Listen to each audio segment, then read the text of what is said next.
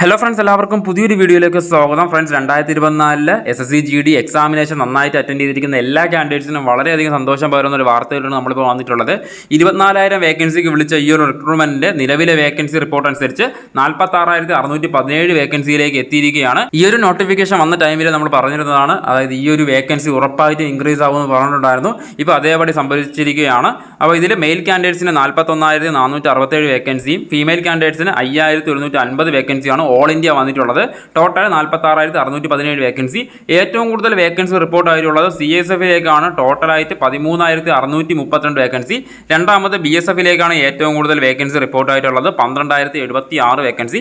CRPFിലേക്ക് 9,410 വേക്കൻസിയും SSBയിലേക്ക് 1,926 വേക്കൻസി. ITBPയിലേക്ക് 6,287 വേക്കൻസി. അസം റൈഫിൾസിലേക്ക് 2,990 വേക്കൻസി. SSFിലേക്ക് 296 വേക്കൻസിയാണ് റിപ്പോർട്ട് ആയിട്ടുള്ളത്. NCBയിലേക്ക് വേക്കൻസി ഒന്നും തന്നെ റിപ്പോർട്ട് ആയിട്ടില്ല. അതിലും വേക്കൻസി റിപ്പോർട്ട് ആവും എന്ന് തന്നെയാണ് നമുക്ക് പ്രതീക്ഷിക്കാൻ സാധിക്കുന്നത്.